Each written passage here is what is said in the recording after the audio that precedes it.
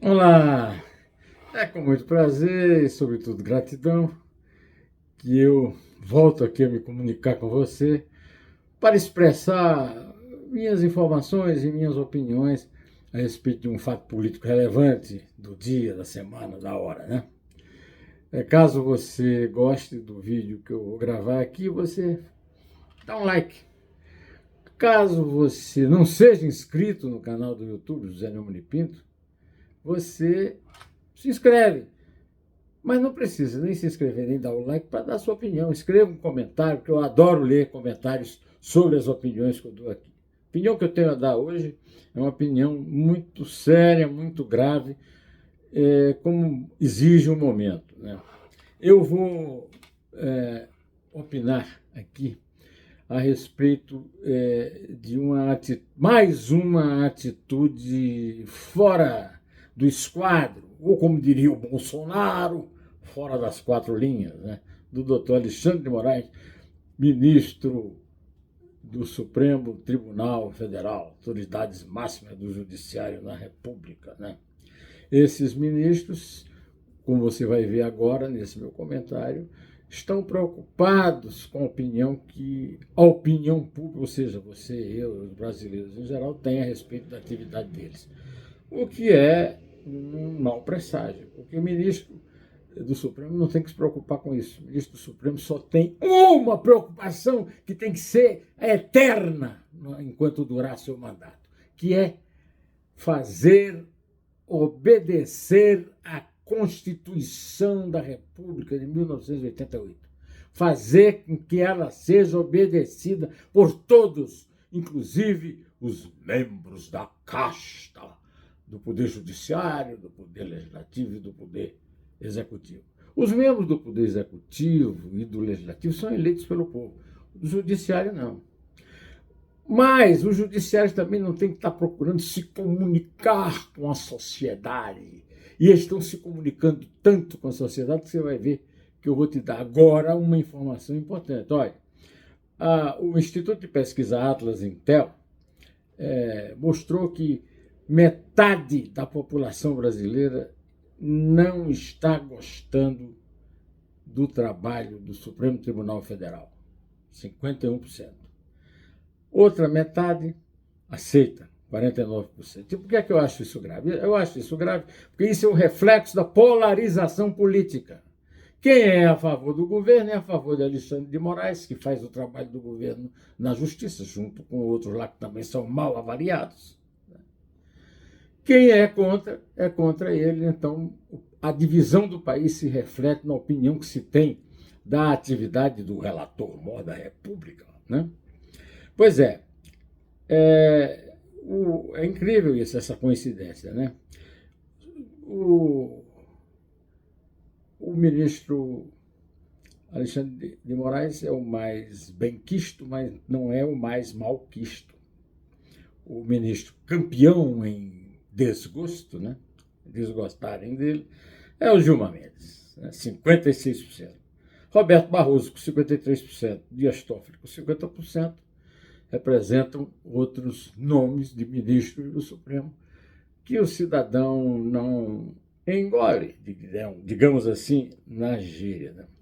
Os ministros mais populares são Carmen Lúcia, com 46%, Flávio Dino, também com 46%, Zanin, com 41%, André Mendonça, com 37%, e o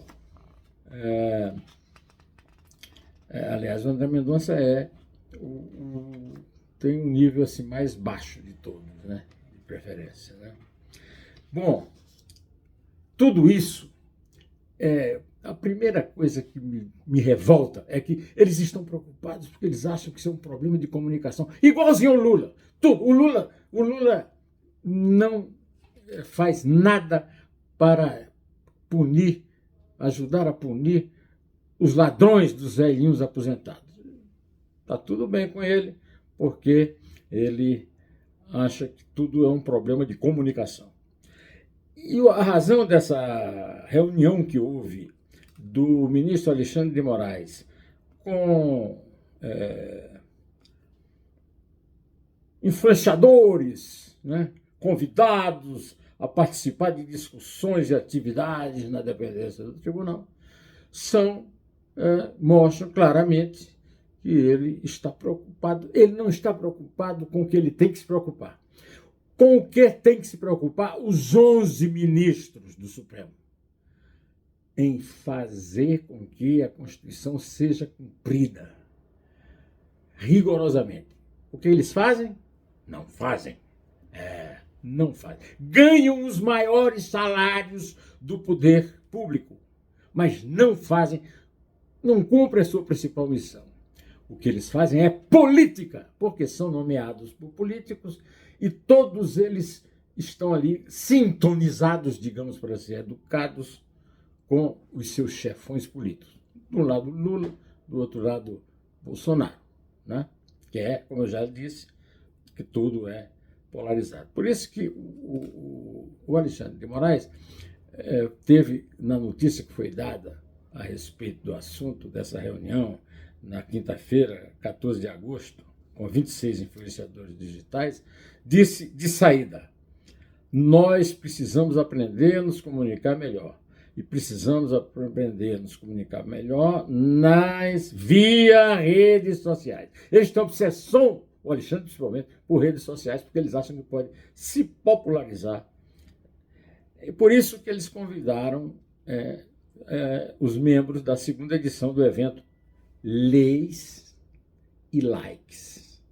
Quer dizer, o nome do evento entrega completamente. A lei não depende da Constituição que foi firmada, depende dos likes que eles vieram, os seus autores vierem a obedecer ou desobedecer. O like.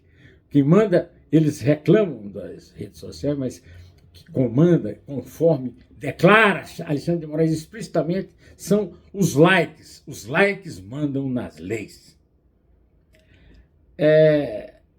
Leis e likes, o papel do judiciário e a influência digital. O objetivo é tentar aproximar o judiciário da sociedade. O Alexandre de Moraes enfatizou na reunião, e faz isso publicamente sem problema, a necessidade de uma comunicação mais eficaz da Corte, especialmente nas plataformas digitais. O Supremo Tribunal Federal não seguia mais pela Constituição de 88, ele seguia pelo Código Penal de 40. Em plena voga do Estado Novo, ditadura de Getúlio Vargas, a mais longeva ditadura da história, durou de 37 até 45. Eles são seguidores de Zé de Alcântara Machado, que ele próprio deplorava esse Código Penal, e o Código Penal é citado longamente em todas as decisões do Alexandre de Moraes, do Paulo Gonet, que é o Procurador-Geral da República, etc. Né?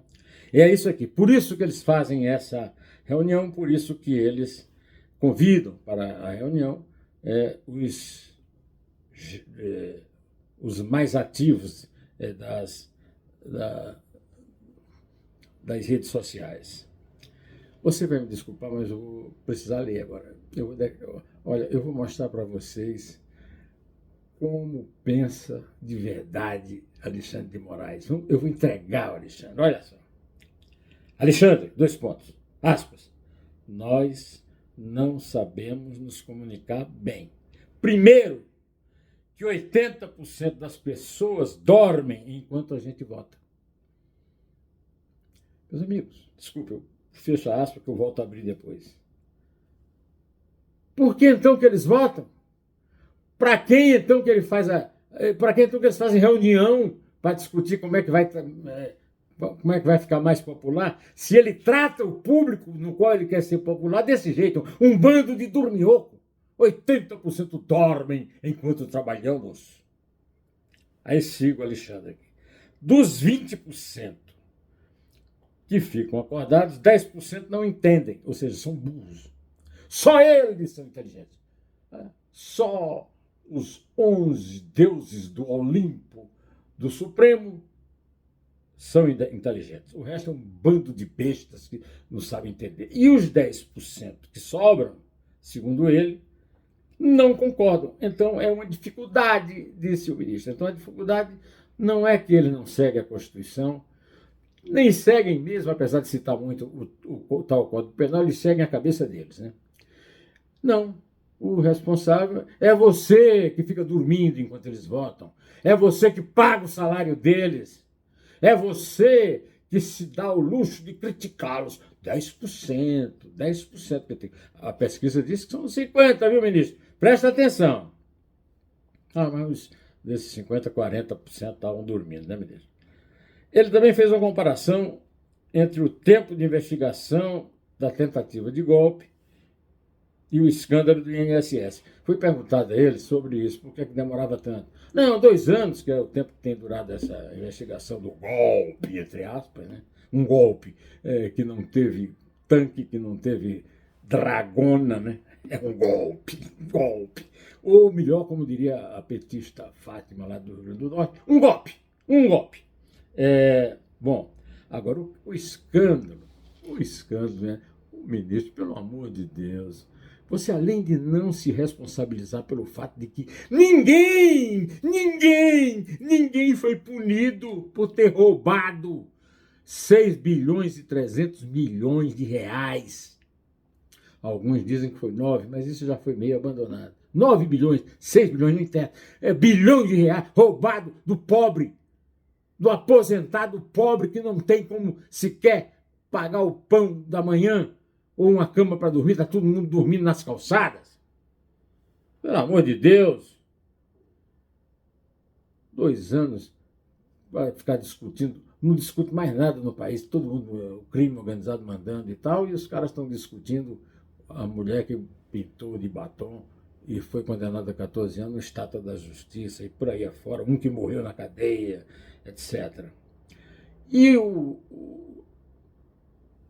presidente da República não deu uma. O presidente da República decidiu pagar com dinheiro nosso o que os amiguinhos dele do sindicato roubaram. Inclusive, um dos acusados é o irmão, aí, o Frei Chico, né? Zé Ferreira da Silva, né? Das tais associações sindicais dos aposentados. O escândalo do INSS é o maior. Não, e aí o presidente, o governo já mandou pagar nas agências de correio, o correio está falido, as agências estão lotadas, as cartas demoram mais a chegar, e o dinheiro que é usado é o meu e o seu. Quer dizer, eu sou aposentado, fui roubado, eu sou cidadão, eu pago o que eu não roubei, o que eu fui roubado. Eu pago de novo o que eu fui roubado. E aí o ministro disse, mas a culpa não é minha não, a culpa é do relator, Dias Toffoli. Isso foi revelado em abril. Ô, ministro, estamos em agosto, né? Abril, maio, junho, julho, agosto. É quase a metade do ano. E não se sabe de ninguém punido.